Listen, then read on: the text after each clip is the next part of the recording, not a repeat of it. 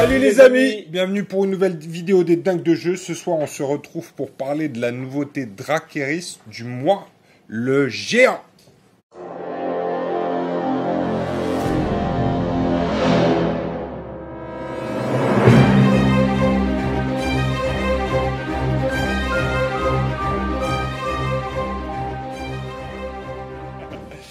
Alors, ce géant, mon cher Mo, nouveauté du mois pour Drakeris. Ouais, on s'est fait plaisir. En fait, il faut savoir que ce géant, c'est un projet que je mène, ça fait un bail, et qui, en fait, m'a pris quasiment un an, en gros, parce que, mais tu fais l'étonner, mais tu l'as vu traîner quand même pas mal sur le bureau. Tu savais Pendant longtemps, il n'a eu que des jambes. Non, pendant le moment, en fait, j'ai sculpté le torse, puis les jambes, puis les bras, tout s'est venu petit à petit.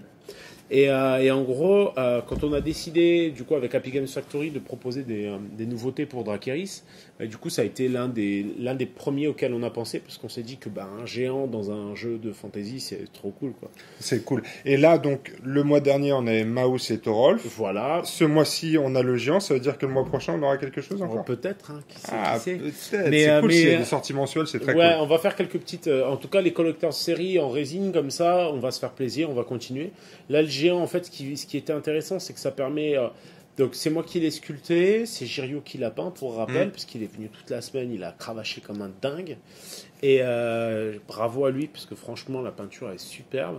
Et en gros, ce qui est intéressant, c'est que tout le monde peut le jouer, et il a un vrai intérêt en jeu, il est assez chouette à jouer, et en même temps, ça fait une grosse pièce sur le terrain. C'est magnifique.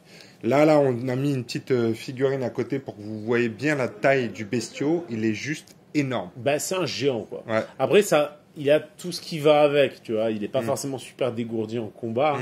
T'as pu le remarquer. J'ai eu l'occasion de le jouer cette semaine. Je l'ai pas playtesté, mais j'étais un des premiers à jouer avec. Peut-être même le premier à jouer avec. Le premier. J'ai été le premier à jouer avec le premier à jouer sur sa forme définitive. Et il fait le taf. Alors, mon cher Mo, voyons tout de suite son profil.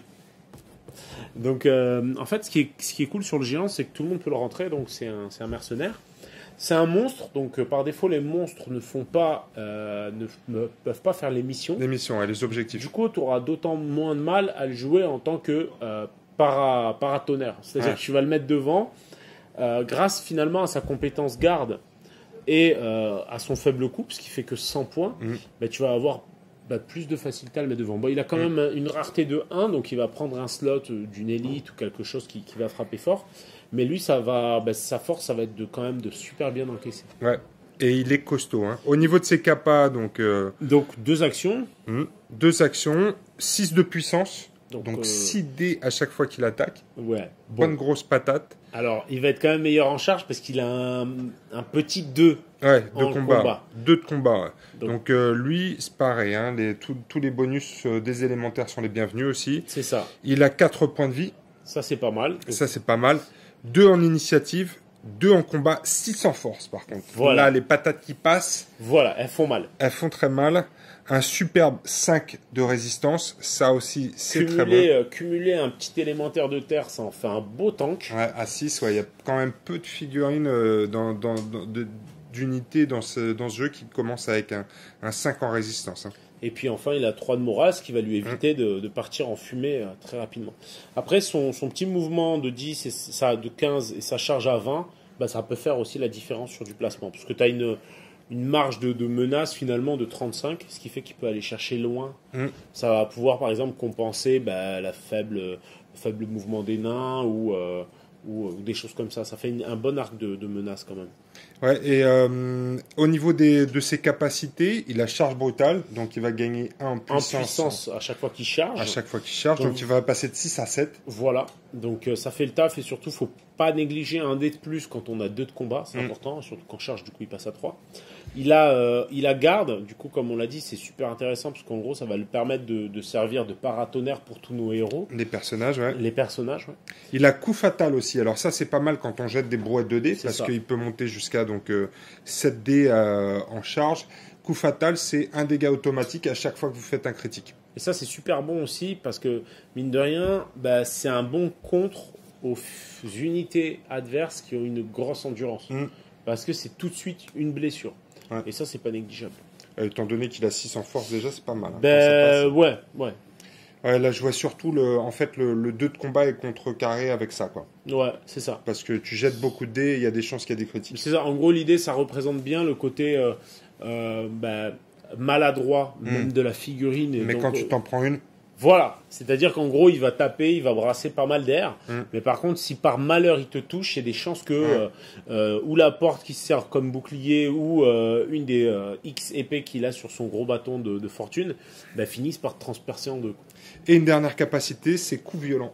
Donc là, c'est pareil, ça annule les bonus de garde. Parade experte. Donc voilà, ça n'annule pas garde, mais ça annule bien parade experte. Ouais. Parce que, voilà, pour être clair. C'est moi, je m'ai trompé. Tu sais, t'es trompé.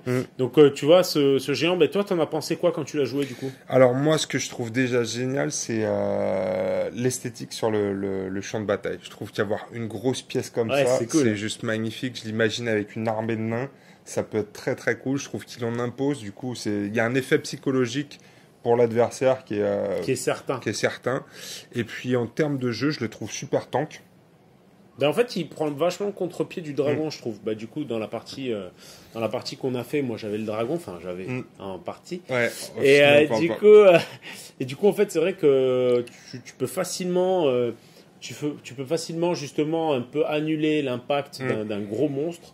Avec ce gros monstre-là qui, du coup, en plus, vaut pas tant de points que ça. Non, et moi, c'est ce qui m'a surpris le plus, en fait, parce que ça fait quand même 1 an que je te vois sculpter cette chose, et je me suis dit, ça va valoir beaucoup de points.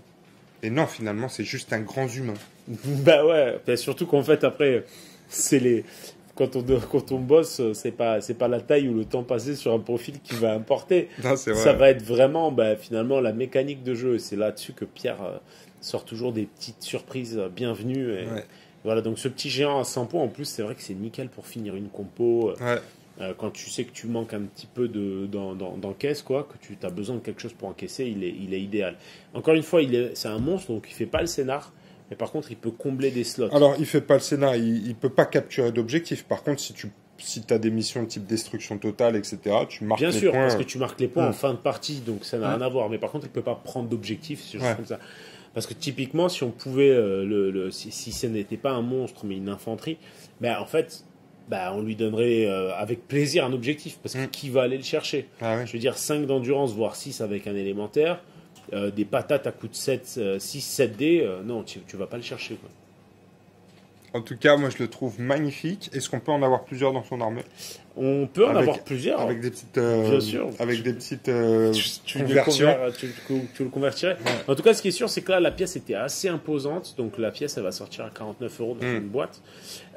Du coup, on n'a pas pu mettre des accessoires et tout ça. Mais promis, on y réfléchira. Si les gens tournent bien, on y réfléchira pour en avoir un par faction. On n'a pas mis d'accessoires, sauf pour Noël. Ah, bien sûr. Parce que pour Noël, il y a un petit accessoire en plus, donc ça va être juste pendant les périodes de fin d'année. C'est ça, pendant le mois de Noël, du coup, en fait, on va mettre un petit chapeau de Père Noël pour qu'il vienne, qui va descendre un petit peu, donner les cadeaux. Alors, par contre, il faudra le patafixer parce que vous n'aurez le droit, au niveau des règles, de lui mettre son chapeau de Noël qu'au mois de décembre. Parce qu'il a froid au casque. C'est ça. Non, vous faites ce que vous voulez. Si vous avez envie de le coller, collez-le, peignez-le comme vous voulez. Le tout, c'est que vous fassiez plaisir. Ok, super. En tout cas, moi, je le trouve magnifique. Sur la table, ça en jette. Et des nouveaux profils à Dracarys, on est toujours friands. Donc, c'est une super nouvelle. J'attends avec impatience les prochaines aussi. Moi aussi. Je t'ai pas vu sculpter quoi que ce soit pendant 1 an, ça m'inquiète. Et oui, c'est ça, tu parles. Non, mais de toute façon, il suffit de le faire boire un tout petit peu et puis il vous lâchera plein d'infos. Rien, je ne dirai rien. Parce qu'il a tout oublié dans ce cas-là. Ça arrive aussi. J'ai fait des photos. Ah, tu dis rien, hein? Non, j'y fais rien. Ok, voilà les amis pour la nouveauté Drac du mois. On se retrouve très bientôt sur les dingues de jeu pour voir toutes les news que ça va venir. Et puis la rousse que tu me mets. Oh, merde, j'ai spoilé. Oui, pardon, mince. Non, je vais pas cutter. Ça fait plaisir quand tu parles de tes défaites. Non, on va vous passer très bientôt un rapport de bataille. Toutes ces news, on va les tester ensemble et vous allez voir, ça va être sanglant. Parce qu'on l'a déjà fait la partie. Je me suis régalé. Oh mon dragon! Jusqu'au bout, quoi.